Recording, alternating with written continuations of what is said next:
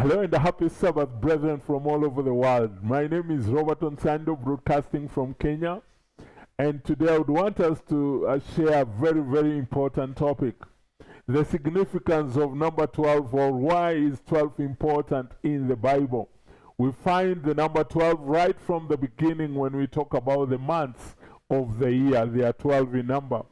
We also see the children of Israel, who are 12, that's Jacob's sons, they are 12 in number.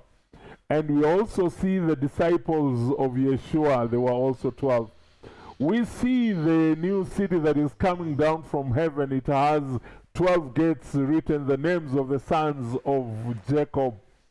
And we also see the foundation of the same city that has 12 names of the disciples of Yeshua. So there is importance of number 12. I'm not really going to dwell on the number 12 as it is, but I want us to talk about the sons of Jacob, who are 12 in number. And how come there are times others are missing, but the number has to be maintained as to 12, right from the beginning to the end. That's what I want us to share together. I'm not the monopoly of this. We are helping one another. Let the Holy Spirit guide us in this, and everything must come from the Bible. So get your pen and paper and let's navigate through, and let's hope that this is going to be a very, very interesting topic to all of us, and see what lessons that we can draw from this. So I would want to begin from the word go. We all know who Jacob was. Jacob was a son to Isaac, and they were born twins, Esau and Jacob. And because they were born two, one came first, who was Esau. But when Jacob was about to come out, he held the heel of Esau. And we all know very well what happened to Esau and Jacob, because at one point Esau sold his birthright just because of hunger, and so Jacob took over. We know that story, but that's not where we're going to dwell on. I would want us to look at the sons of Jacob, and we all know that Jacob wrestled and had to get his blessing out of wrestling. So I want to believe that, you know, blessings don't just come.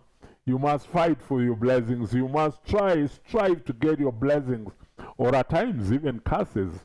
So, but as we dwell on the blessings, Jacob was blessed, and his name was changed from Jacob to Israel. And we all know Israel and the 12 sons of Jacob, and God started using them to be the light to the world.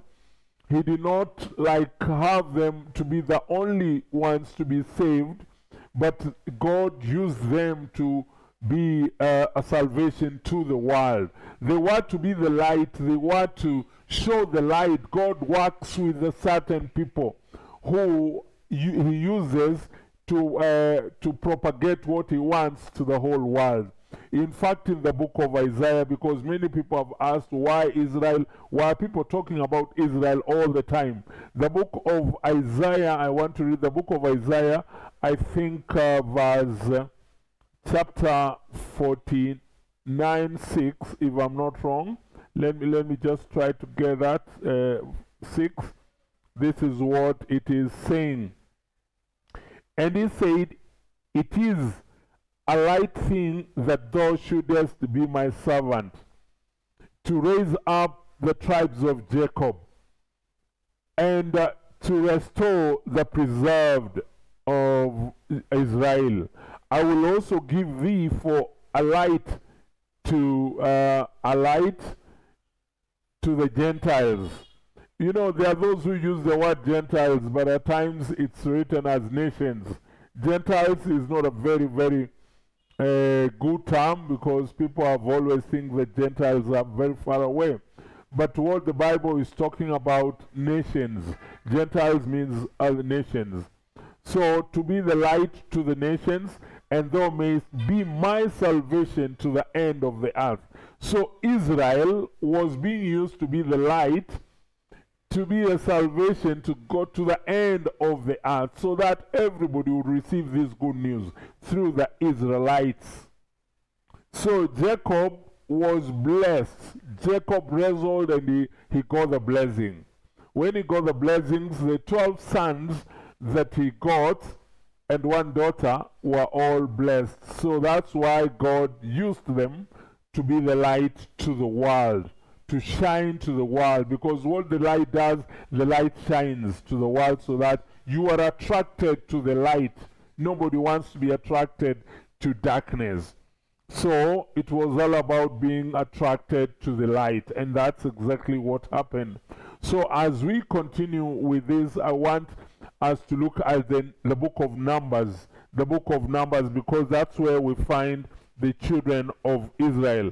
In fact, the children of Jacob, yes. Not even the book of that, but we can also start from the book of Genesis. If you read 29 to 30, that's where all the sons of Jacob are written. Jacob had wanted Rachel, but through, I don't know, dubious ways or what happened, he, according to the culture where Laban's culture, you don't marry a younger daughter if there is an elder one. So Jacob was strict and he was given Leah. And after that, then he worked for 7 years, and he finally was given his beloved wife Rachel. So as they continued, but you know, then they had sons and a daughter with Leah. The firstborn son was called Reuben. Then they got, from Reuben they had Simeon. From Simeon they had Levi. Then from Levi they had Judah. From Judah they had Zebulun. Then they had a sixth one. I think, let me just check that because I don't want to go wrong. They had Issachar. Then they had Zebulun. It was Issachar, then Zebulun. Yeah, at times I do confuse those sons. But there was another girl again called Dinah. So, but the most important thing is Jacob had 6 sons with Leah. Then he also had 2 sons with Rachel, and that was Joseph and Benjamin.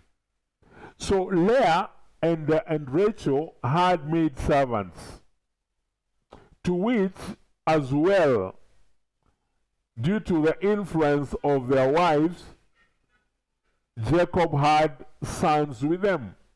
So Jacob had sons with Rachel. Rachel had a maid servant, and her maid servant was called Bilhah. And Bilhah had 2 sons with Jacob. And the 2 sons, one was Dan and the other one was Naphtali. And now that makes the number 6 from Leah, 2 Benjamin and Joseph from Rachel, then another 2 from Rachel's maid servant, that is Dan and Naphtali.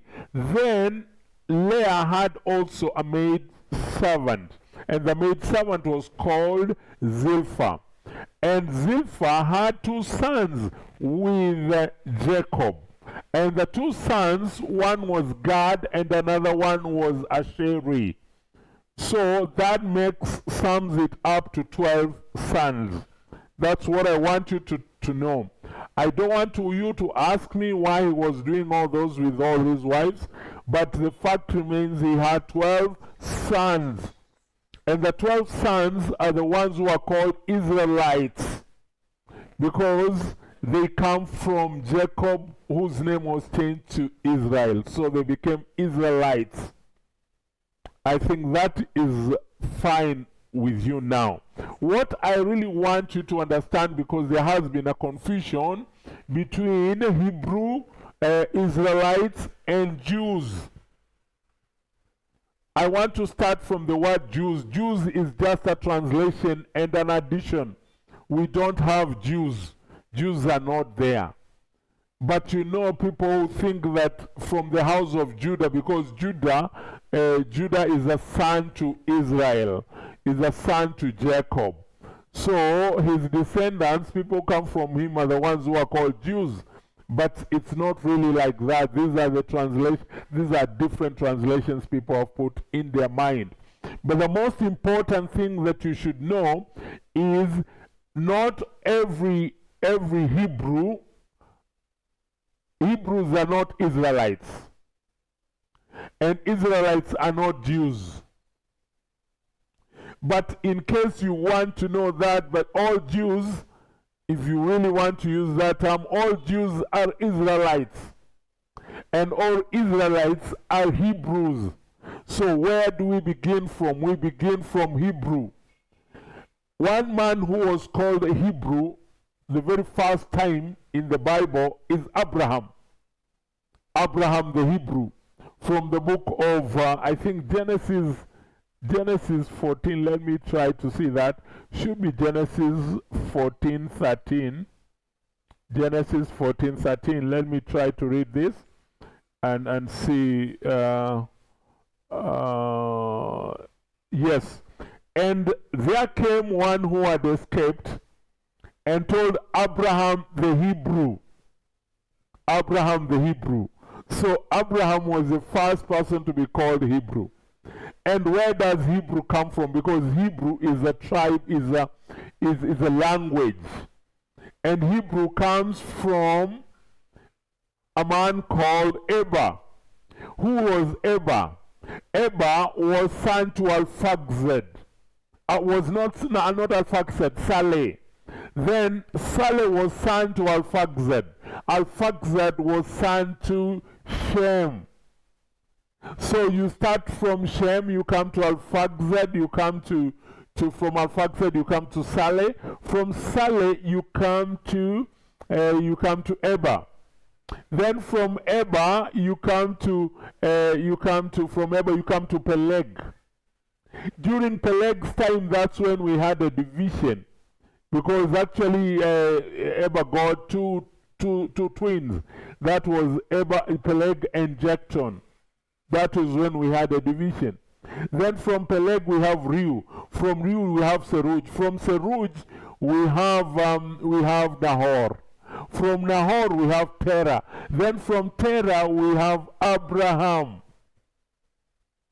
So that's how the sequence goes. So can you imagine, from Abraham you go to Eber? So Abraham was Hebrew. He was the first person to be called a Hebrew. According to, so Hebrew, the Bible was written in Hebrew, and that was the language that was being used, and that was the language that was known. So before Nimrod, son of Cush, started doing the tower, and we had different tribes and separation of different languages. But the most important thing I want you to know, because there has been a confusion, is we are all Hebrews. We all come from, because Abraham was blessed. And they said he will be the father of nations. He's the father of faith, and he will be the father of nations. So he was blessed. For that reason, we all come from the seed of Abraham. If you come from the seed of Abraham, then you are Hebrew, not an Israelite. As much as, you know, the team, Jesus, not Jesus, I'm always confused because Jesus has always been used. I'll talk in one of my discussions or my presentations about the name Jesus as well, so that we understand where Jesus came from, because it's always Yeshua.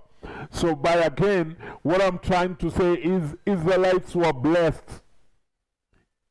YeHoVah, God, decided to use Israelites to be the light to the world, because Jacob wrestled and asked for blessings, and he got the blessings.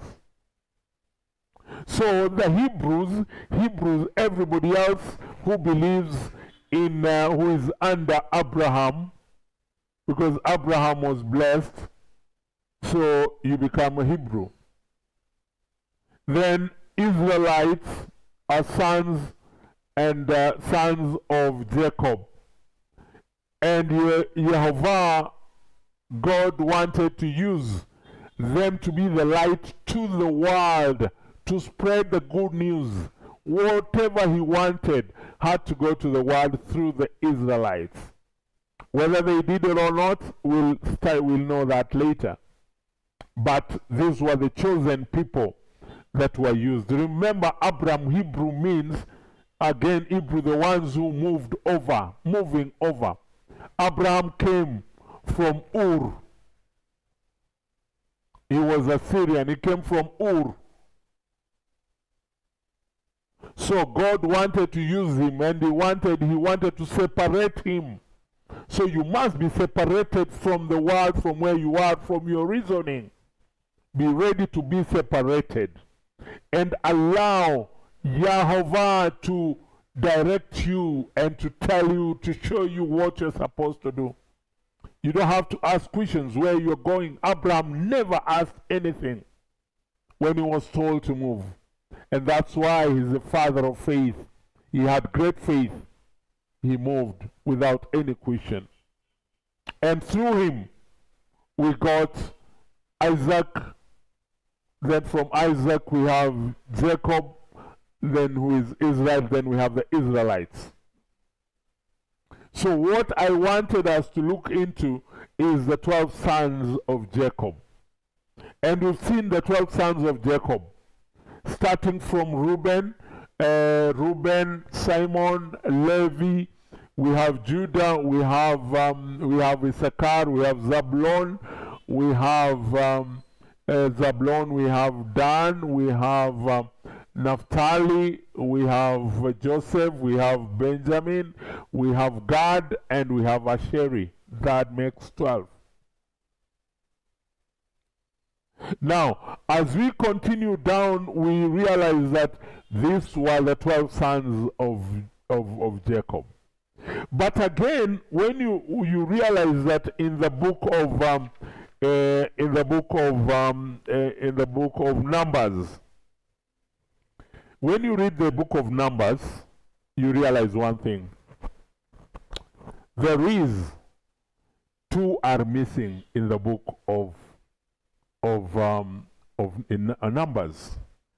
Numbers, if you read from the book of Numbers 1, you realize that there is one family that was not, a tribe of Levi was not counted. Let me try to get that. Levi 149, Numbers 149. I want to be very sure of what I'm talking about. Numbers 149.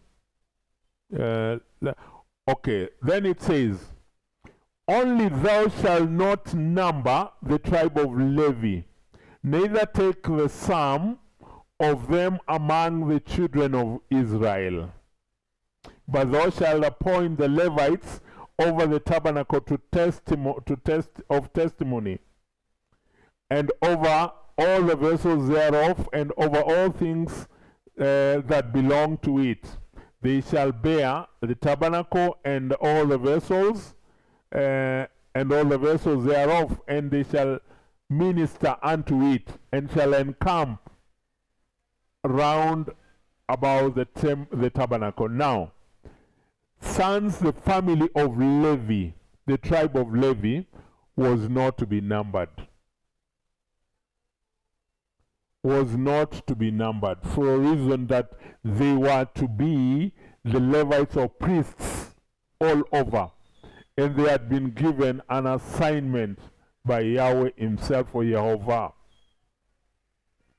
So as we continue, we realize that one, that is missing. Then later on you realize that Joseph, the name Joseph, is also missing. Why is Joseph missing now? Joseph is missing because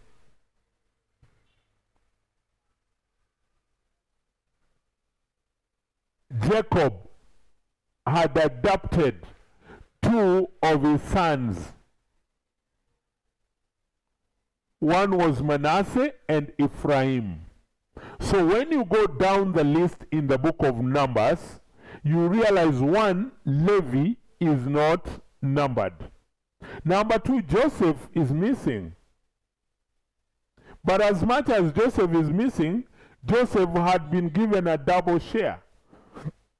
And the double share is because of his two sons. Let's go and let's see how the two sons were adopted in the book of, I think, Genesis 49.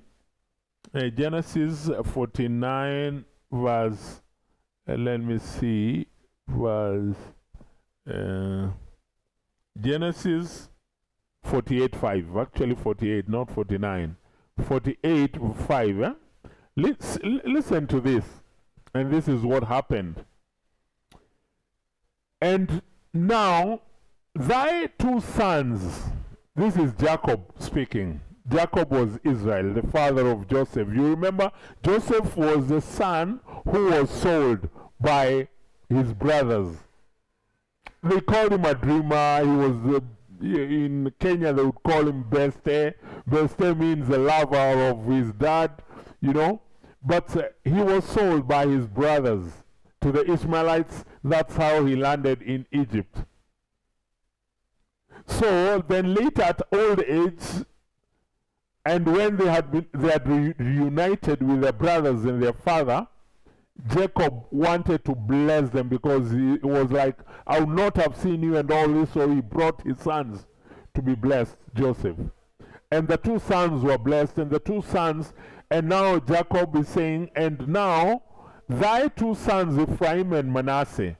Manasseh was the eldest, then Ephraim was the one following Manasseh, which were born into unto thee in the land of Egypt, before I came into Egypt, are mine. As Reuben and Simeon, they shall be mine.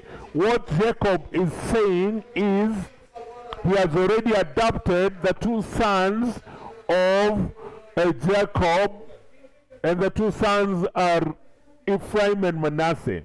And he's saying they will be mine, as Reuben and Simeon are mine. So they will occupy the same space that Simon and Reuben are going to occupy. So they will be mine now. So that's how the two sons were adopted. Remember, the two sons, Ephraim and Manasseh, their mother was called Asenath. Asenath was an Egyptian lady whom Pharaoh gave out to Joseph to marry. So remember, I want you to look at this, that Ephraim and Manasseh have some blood link with Africa, with Egypt, because Egypt is in Africa. They have that blood link. They were sons of Asenath. Asenath was Egyptian. Asenath's father was a priest from the north. So what I'm trying to put across is, now because these two sons had been adopted and now they belong to Jacob, they took the positions of one, their father Joseph, as well as Manasseh took Levi's position. So they still remained number 12. I want you to look at this, how the number 12 is being maintained. The sons of Jacob were 12, inclusive of Levi and Joseph. Then, that is in the book of Genesis 29 to 30. Chapters 29 and 30. But now when you come to the book of Numbers, the tribe of Levi is not numbered there because they are going to be priests. So you remove Levi. Who replaces Levi is Manasseh. Then the title of Joseph, because these two sons have been adopted now, so Joseph is out but in through his son Ephraim. So that's why when you read that, you'll find Ephraim there, but you'll not find Joseph. But again, you'll not find Levi there, you'll find Manasseh. So the number is maintained at 12. Now, the book of Revelation is where I want us to dwell in, and it will surprise you because when the sealing is about to begin, and that's why it's important for us to start from the Revelation 7:1, so that you get the background. And the background is, and after these things I saw 4 angels standing on the 4 corners of the earth, holding the 4 winds of the earth. That wind should not blow on earth, nor on the sea, nor any tree. And I saw another angel ascending from east, having the seal of the living God. It had the seal of the living Elohim. I want you to be very careful on that. It had a seal of the living Elohim, or YeHoVah. And he cried with a loud voice to the 4 angels, to whom it was given to hurt the earth and the sea, saying, hurt not the earth, neither the sea, nor the trees, till we have sealed the servants of our Elohim in their foreheads. Now, verse 4, and I heard the number of which were sealed, and there were sealed 144,000 of all tribes of the children of Israel. And of the tribe of Judah were sealed 12. Okay, now the total number was to be sealed was 144,000. And from every tribe, from every house, 12,000 had to be sealed. If you continue reading downwards, there is one that is missing, and that is the house of Dan. Because we have the house of Judah sealed 12,000, the house of Reuben 12,000, the house of Gad 12,000, the house of Asher 12,000, the house of Naphtali, or the tribe of Naphtali 12,000, the tribe of Manasseh 12,000, the tribe of Simeon 12,000, the tribe of Levi 12,000, and the tribe of Issachar 12,000, and the tribe of Zebulun 12,000, and the tribe of Joseph 12,000, and the tribe of Benjamin 12,000. Something is happening here. Again, Levi has come back. Levi has come back because the 12,000 of the house of Levi were also sealed. Why is it that Levi's tribe was not there in the book of Numbers? Because they had a special mission. Now the mission is over. What is happening is now sealing. So they're also part of the team. As much as they had some work to do, their work, the priesthood work, was over when Yeshua came. Because Yeshua became the high priest. And all the works that they were doing in the sanctuary, tabernacles, were all done away with. And that's why in the book of Hebrews, it says, the book of, I think Hebrews, let me try to get this so that we are on the same page. Hebrews 8:12. What does it say? Hebrews 8:12 says, is it 8:12? No, 9:12, sorry. Hebrews 9:12. This is what it's saying. Hebrews 9:12. It says, neither by the blood of goats and calves, but by his own blood he entered in once into the holy place, having obtained eternal redemption for us. He had finished the work. The work of the priests were over when Yeshua came, because he took over. He became the sacrificial lamb, because what the priests used to do was to sacrifice. And when he was on the cross, he said, "It is finished." And the curtain was rent. That means everything was over.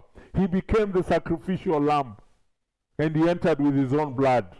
So the priestly work that was being done was over. And that's why in the book of John 19, John 2:19, he said, is when he was talking with some of the Pharisees, he told them, "Bring down this temple," because they took him to show him the temple. And by the way, let me just read that, because it's important for us to have these things right from the Bible. And this is what it says. 2:19. It says, then from 18, then answered the Jews. You know, the word Jews has just been brought in, but anyway. The Jews then said unto him, "What sign shewest thou unto us, seeing that thou does these things?" Yeshua answered and said unto them, "Destroy this temple, and in 3 days I will raise it up." They were surprised. A temple that they had worked on for over 46 years. He is saying that he will bring it down only and raise it up in 3 days. What they didn't know, that he was talking about his own body. This is what the Bible says, verse 20. Then said the Jews, 40 and 6 years was this temple in building, and wilt thou rear it up in 3 days? But he spake of the temple of his body. He was talking of his body. The priestly things, what was used to be done in the temple, will be over in 3 days. He'll take everything over.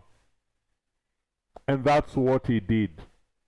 So what I'm trying to say is, Levi comes back because the priestly services that they used to offer were done with.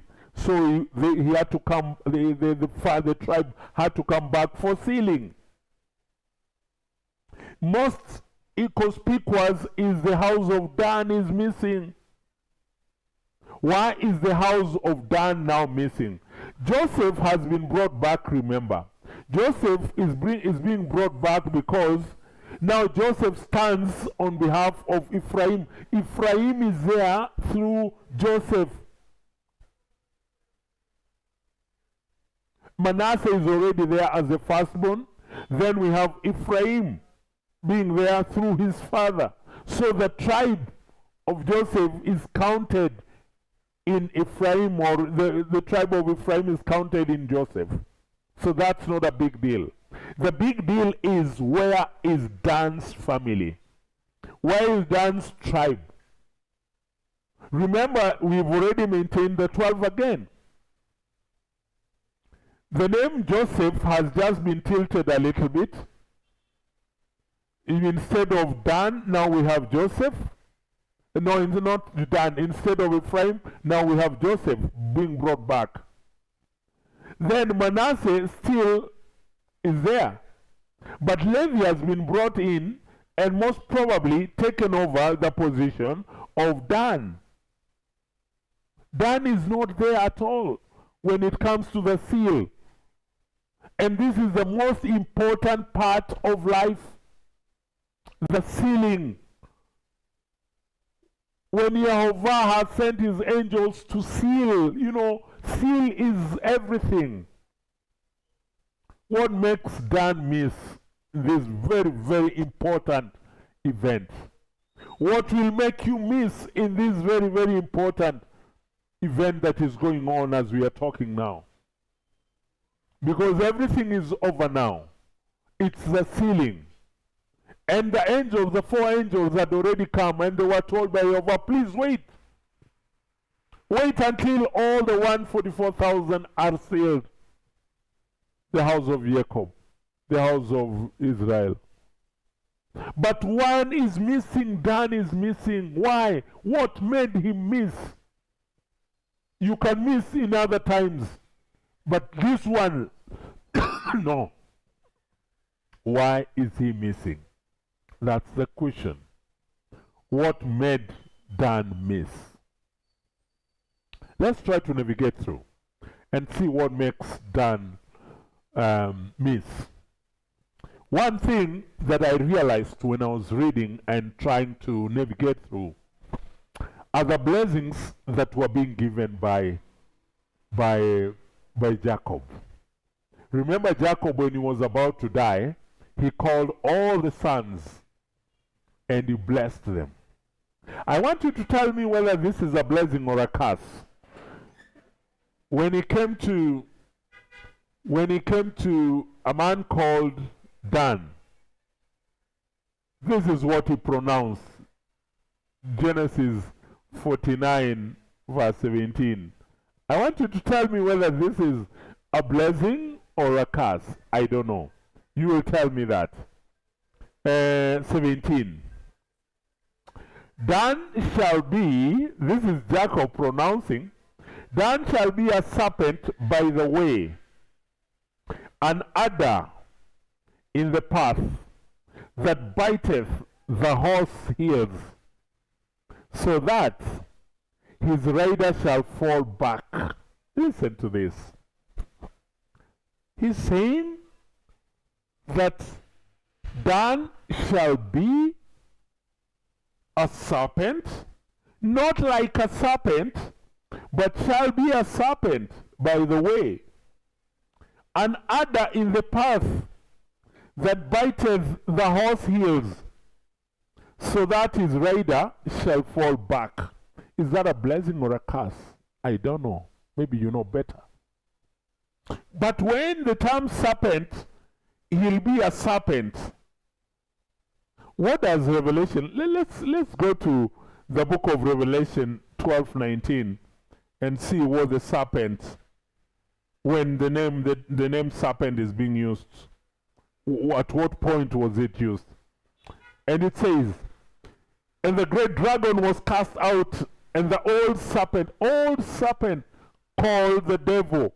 So when the term serpent is being used, there is a relationship with the devil.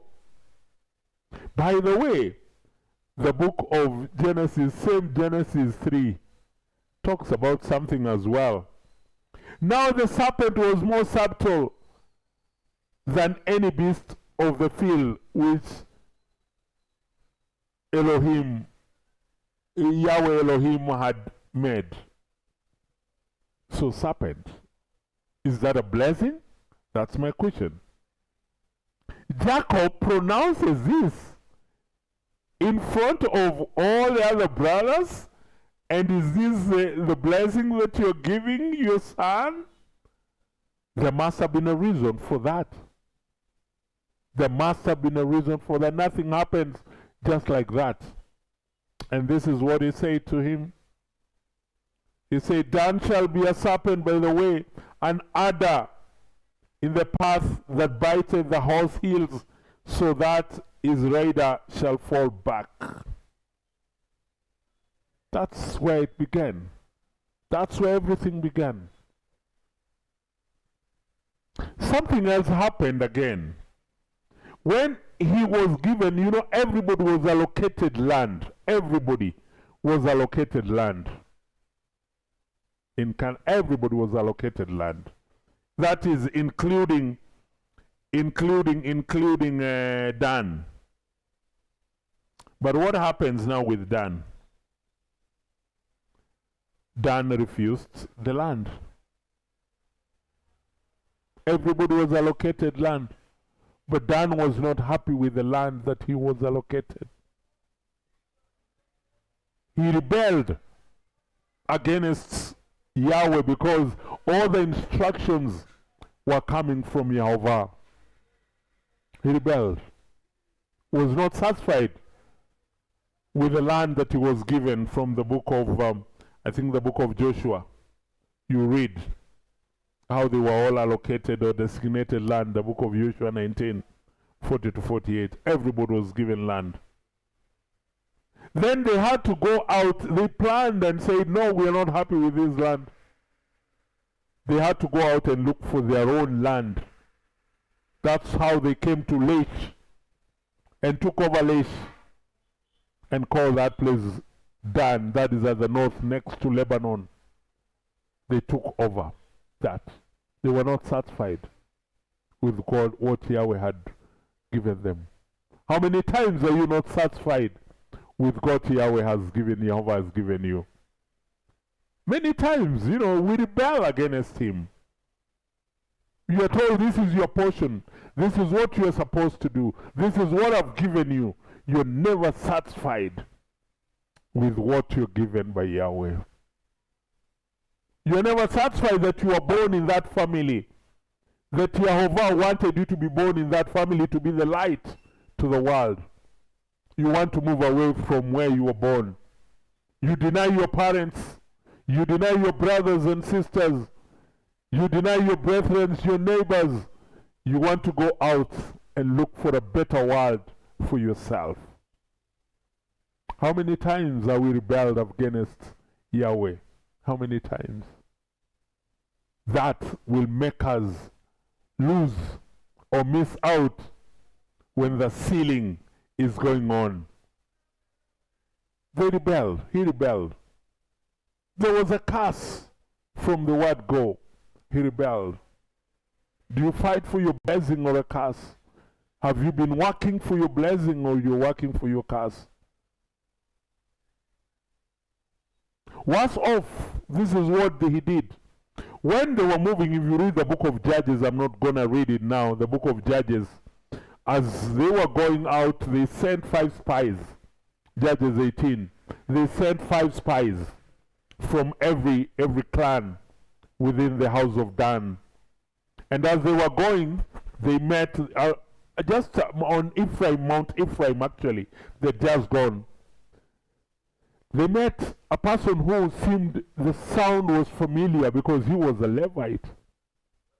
And they asked the Levite, what are you doing here? And they said, and the Levite said that I was hired here. I was brought here to be a priest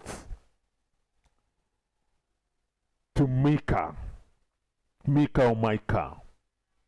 So he was working in that house.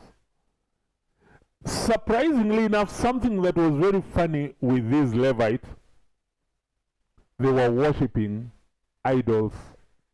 They were worshipping graven images, molten images. That's what they were worshipping and guarding. They had the healing images and everything. And he was a priest. How many times do you call yourself a priest? From the holy place, from the holy team, but what you're doing, you're worshipping idols. You're out there. You're employed because he was employed. He was given a job. How many of you priests have been employed? You are in this service under salary. And you listen to your master and not to our master. How many times have we failed? So what happened?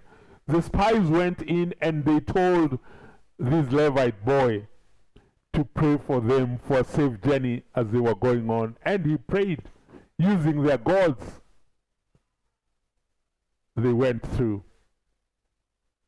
Then they found this, they came to Laish. A team, a group, a family, a tribe that was, these guys never knew their neighbors. Did not even want to talk with their neighbors. They were freelance. They were just living there. No protection, nothing. And that was a better prey for Dan's team. And the spies said, this is the place. So they went back, came up with a big army, a bunch of army, big people, and they passed through the same place. And they passed through Micah's place, and they found the Levite boy, and they told him, please bring all the gods that you have, and we want you to lead the way using the gods. Why should you be only doing this priestly work for only a single person? We want you. Go ahead, and you're going to be our priest. He thought that that was a good idea. He took all the gods, all the molten images, everything on their way. When Micah realized, he went and asked them, now why are you taking my gods? You've just left me alone. If you take my gods, I'll just be like that. And they told him, if you continue speaking, we have guys here who are going to destroy you. Can you just keep quiet? The guy kept quiet, and they went on. They took over Laish and changed the name of Laish to Dan. That's the current place where they are, Dan, up there, just next to Lebanon. And then they established their own idol worship, idolatry. So they brought idolatry with them. They started worshipping idols, the molten images. And they had very special instructions never to worship any other god other than the God YeHoVah, who brought them out of Egypt. These guys decided to worship idols. They brought idolatry. And because they brought idolatry, when the Assyrians attacked, they attacked them. And these were among the lost tribes. They did not go back. That's why Dan's tribe is missing. Is not there. Because they went in to worship idols. Remember, this is the same time when we had Solomon had died, then we had Rehoboam taking over, the division of the northern kingdom and the southern kingdom. The southern kingdom was called Judah, house of Judah, then the northern was house of Israel. Then Jeroboam took up the northern kingdom, and the 10 tribes, where Dan was one of them. And because they had already separated, they did not want to go. Jeroboam did not want them to go back to worship in Jerusalem, because Jerusalem was in the southern, in Judah. So they didn't want to go there. So they decided, let's make our place here. In fact, they established their place in Bethel. That's where they did their, their idol worship and their molten, the gods, golden gods and everything. They started worshiping there. And another place of worship is at the northern. That is Dan. So they had two worship places at Dan and they were all worshiping idols.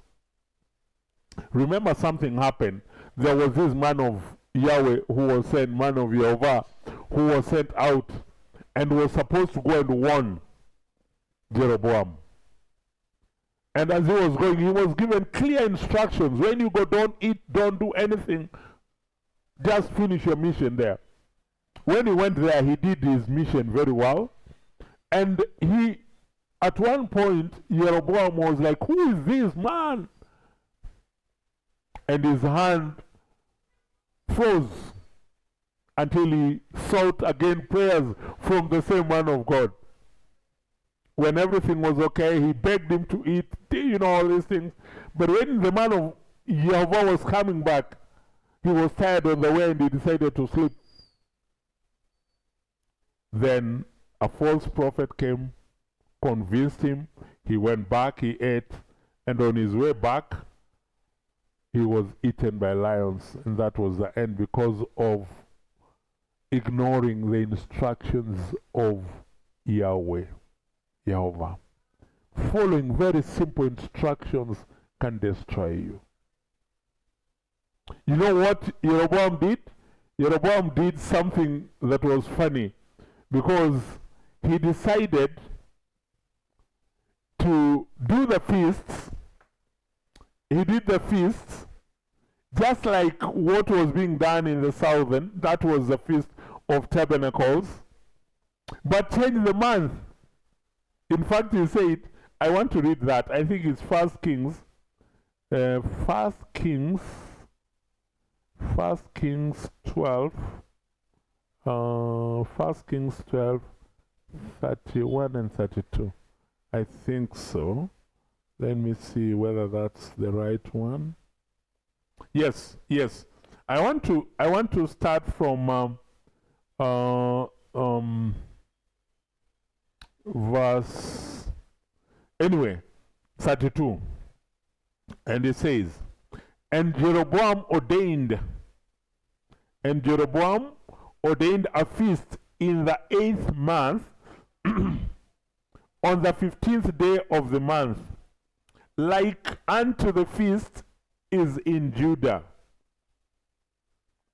And he offered upon the altar, so did he in Bethel, sacrificing unto the calves that he had made. And he placed in Bethel the priests of the high places which he had made. So the Feast of Tabernacle was supposed to be, as it was in Judah, it was supposed to be in the 7th month, the 15th day. What he did, he changed it to the 8th month, but on the 15th day. Just a month difference. This is what it says in verse 33.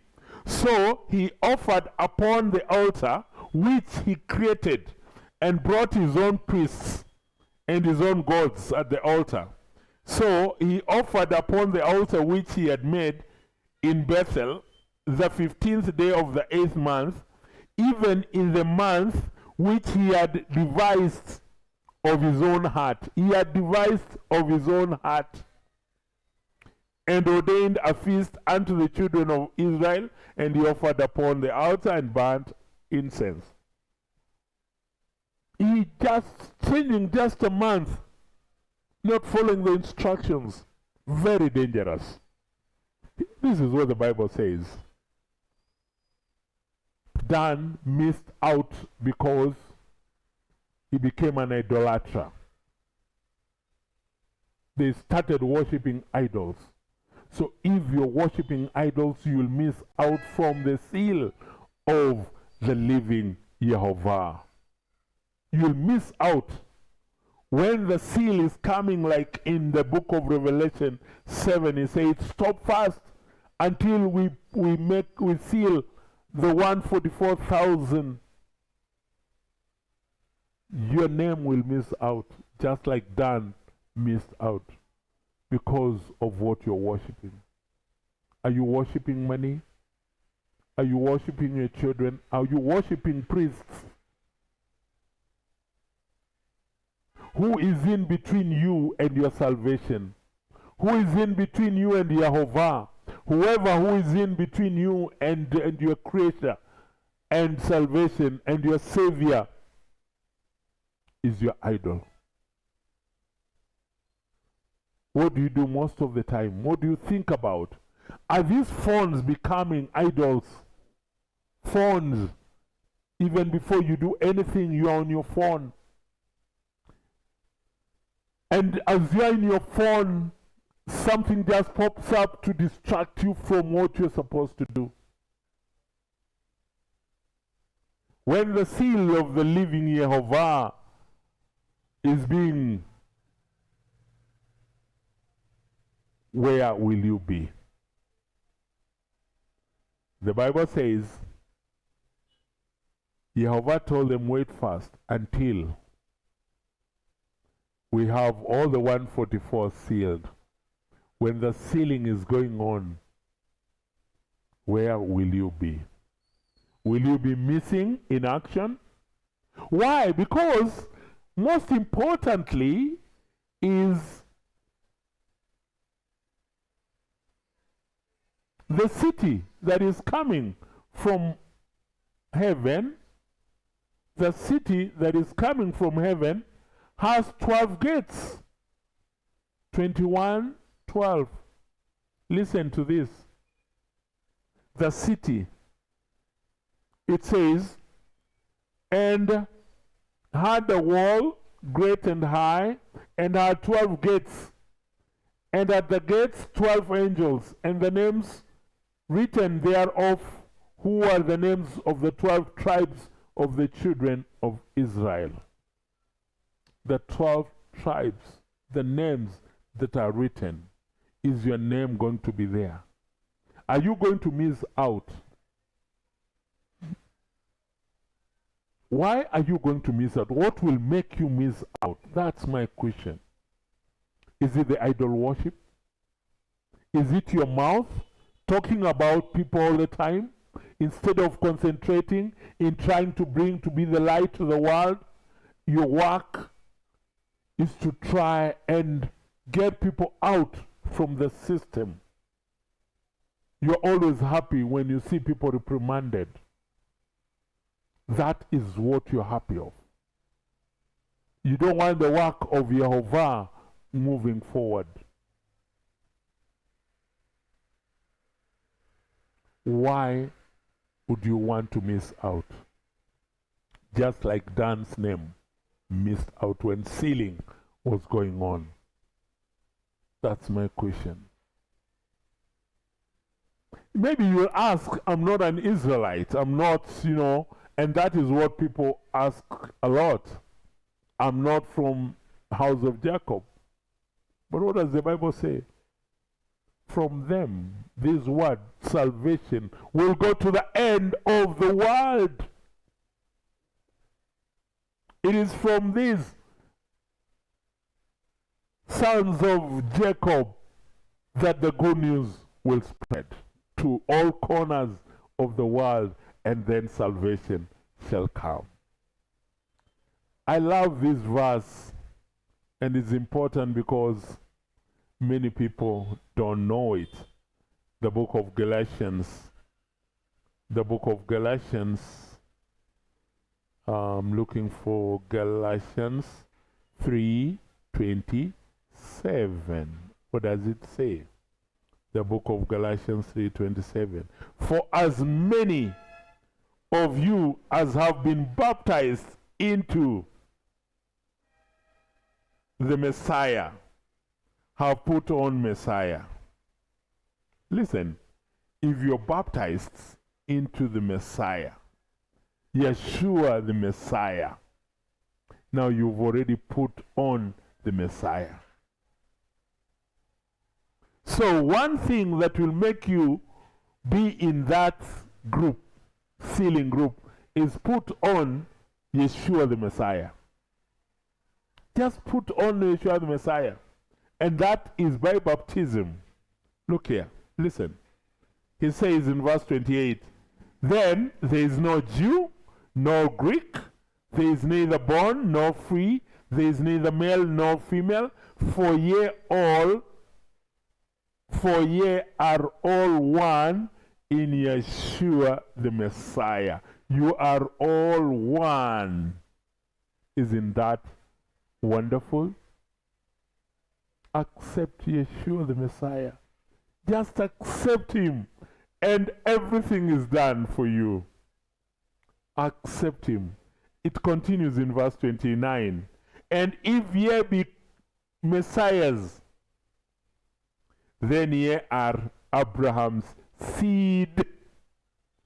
Ye are Abraham's seed, not seeds. Ye are Abraham's seed, and heirs according to the promise. Isn't that wonderful? My only way to get through one of the gates into the new city, in the city that is coming, is to be baptized and to put on Yeshua the Messiah. The moment I have Yeshua the Messiah, I am Abraham's seed. And because I am Abraham's seed, according to the promise, I'm a heir. And that is all. Don't struggle to miss out like Dan's tribe when the sealing is going on. Be part of the sealing. May God bless all of you. I want to believe that you've gotten something from today's sermon. Be blessed and a happy Sabbath, brethren.